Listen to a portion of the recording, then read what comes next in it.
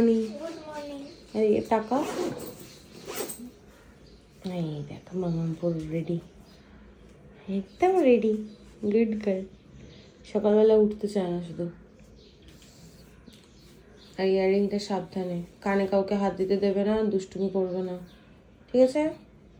Tata tata. আর বেশি টাকা লাগলে আর একটু বেশি টাকা নিয়ে নিতে, এসব বাড়তি ঝামেলা দিতে না। বাজে কথা শুধু। টাটা মা। Tata tata.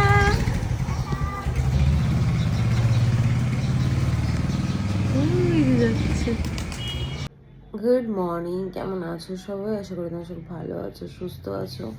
আমরাও ভালো আছি, সুস্থ আছি। এখন বাজে 10:45। মা ফোন করলো, তাই ঘুমটা ভাঙলো।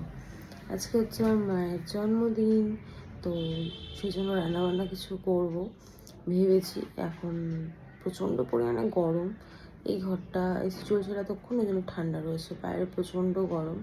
আর শাশুড়ি আসবে, তারপর একটু হেল্প করবে, আমি আর আমার শাশুড়ি মিলেই করবো।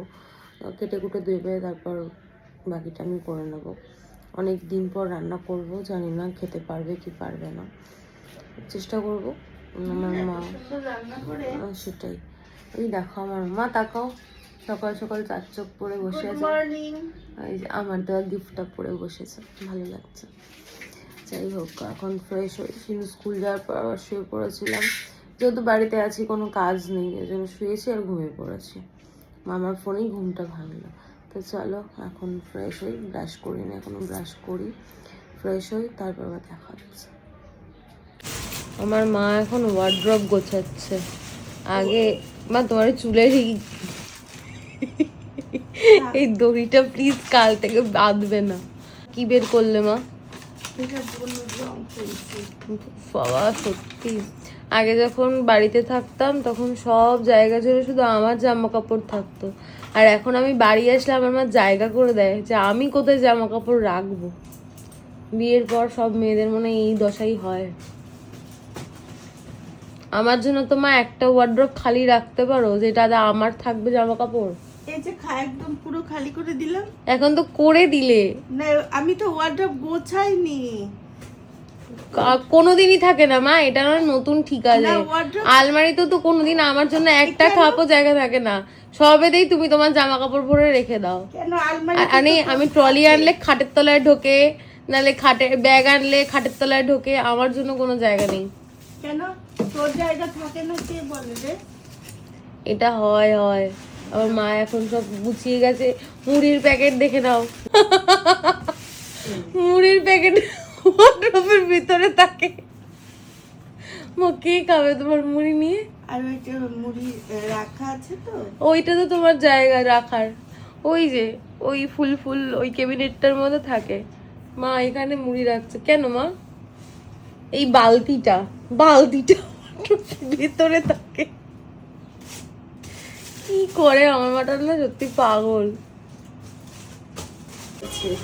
লাল হলেও আর একটু লাল লাল করা, আমার এরকম আলু ভাজা খেতে ভালো লাগে। ছেড়ে দাও মা, হাতে কিন্তু পলাটা খুব ভালো লাগছে। ছাকা তেলে না ভাজলে এরকম মচমচে হয়নি। এই হচ্ছে আমার সকালের ব্রেকফাস্ট, ভাত আর আলু ভাজা।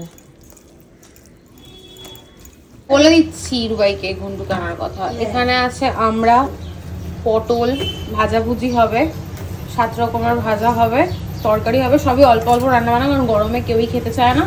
এখন ছটপট করে কাটাকাটিটা করে নিই। আর এখানে ডাল সেদ্ধ অলরেডি হয়ে গেছে, বার করো। বাড়িতে থাকলে তো আমার খুব একটা রান্না বান্না করা হয় না, এই বাড়িতে তাও একটু একটু করি। এই মায়ের জন্মদিনে বা এখানে আসলে পরে তাও করা হয়, শ্বশুরবাড়িতে গেলে একটু করি, নাহলে পরে রান্না বান্না তো ভুলে যাবো। রান্না বান্না যদি না করি, যদি বাই চান্স কখনো দরকার পড়ে, যদিও আমার দরকার পড়ে না, দিদির কোনো অসুবিধা হলে পরে আমার শাশুড়ি আমার মা এরাই উদ্ধার করে দেয় আমাকে, নাহলে তো হোম ডেলিভারির ব্যবস্থা এখন আছে, উদ্ধার হয়ে যায়। তবুও একটা তো দেখবে, যে কোনো জিনিস চর্চার ওপর, তুমি পড়াশুনো বলো, কোনো কাজ বলো, যে কোনো কিছু চর্চার ওপর, রান্নাবান্নাও সেরকম একটা। যত তুমি রান্নাবান্না করবে তত তোমার রান্নাবান্না টেস্ট হবে। যদিও আমি ভালো রান্না করি কিনা জানি না, কিন্তু বাড়ির লোক খেয়ে ভালো বলে, মন রাখার জন্য বলে কিনা জানি না, বাট বলে যে ভালো রান্না করি। এখন ভাজাভুজিটা কেটে নিই, আর আমি না বটিতে খুব একটা কাটতে পারি না, সুবিধা হয় না, বসে তো পারি না। তো এখন বরবটি 5 রকম ভেবেছিলাম, তারপর দেখলাম না অনেক কিছুই আছে সবজি, তাই হলো 7 রকমই করে দিই। আমার মেয়ের বেলা 9 রকম হয়, রুবাইয়ের বেলাও 7 রকম করি, যখন যেরকম থাকে বাজার তখন সেরকমভাবেই করা হয়। চলো কাটাকাটি করি, পরে দেখা হচ্ছে।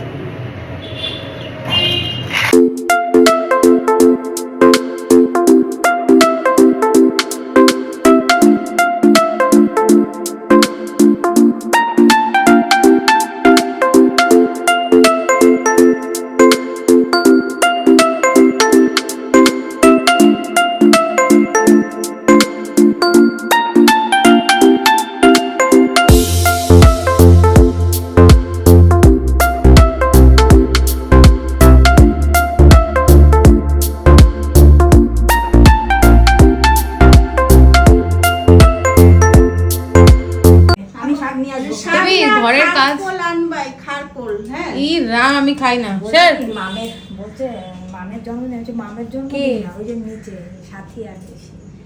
আমি মামের মার জন্য মাছ এখনো ধোয়া হয়নি, সবে আমার সব সবজি কাটা হয়েছে। এখন কিছু তেল গরম করছি। আর মাছ আজকে আমি ধোবো না, তেল গরম করতে দিয়ে তুমি ধোবে। আর এই ডাল সেদ্ধ হয়ে গেছে।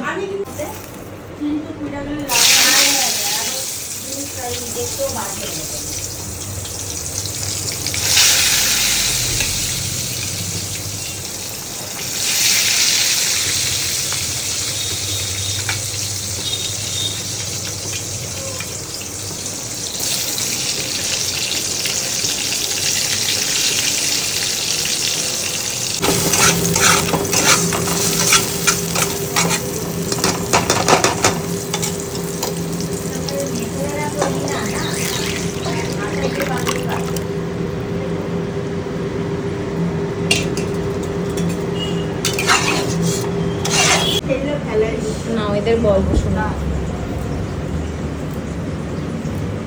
রাঁধতে না ইচ্ছাই করে না, অনেক পূজা হয়ে গেছে। মাংস খায় একবার, আরো মাংস রান্নার একবার।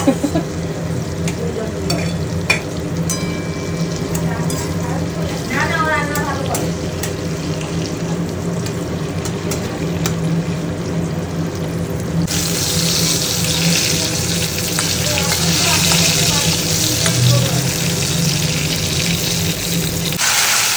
ভাজাভুজি করতে করতে কড়াইটাকে কিভাবে আমি পুড়িয়ে ফেললাম।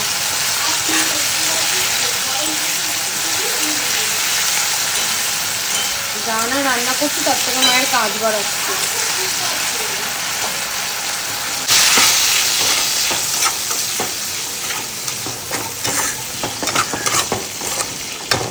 যতটা শর্টে পারা যায় ততটা শর্টে আমি রান্না করছি। গরমে না একটু ভালো লাগছে না। দুজনে মিলে এখন গেল নিচে। এখানে মাছে নুন হলুদ মাখানো হয়ে গেছে, চিংড়ি মাছটা ভাজা হয়ে গেছে, সব নিল। আর কড়াইটার অবস্থাটা এই নেড়ে করে কিছু করার নেই, ভাজা পোড়া করলে একটু তো হবেই। আর এদিকে আমি তরকারি বসিয়ে দিয়েছি। তরকারির এখন চেহারাটা এরকম, রান্নাটা কমপ্লিট হোক তারপর তোমাদের সঙ্গে শেয়ার করবো। ভাজা হয়ে গেছে, ডাল হয়ে গেছে। গরমে আমার অবস্থা, বাবা কি যে গরম লাগছে, চুলটুল পুরো পাখি বাসার মতো হয়ে গেছে। দুটো কড়াই বসিয়েছে, আমার কষ্ট হচ্ছে এই কারণে কড়াইটা না আমি প্রচণ্ডভাবে পুড়িয়ে ফেলেছি ভাজাভুজি করতে গিয়ে। মাসির মধ্যে চুলটা দাঁড়িয়ে গেছে, কি করব, কিছু করার নেই। এখন অনেক রান্না বাকি আছে, দই কাতলা করা বাকি আছে, তরকারি হচ্ছে, ডাল করেছি, আর এখানে এখনো 5-6 রকম ভাজা হয়ে গেছে। 7 রকম মাছ ভাজাটাও দিলে 7 রকম হবে, 7 রকম ভাজা চলছে। চোখ মুখ পুরো লাল হয়ে গেছে আমার, এত গরম।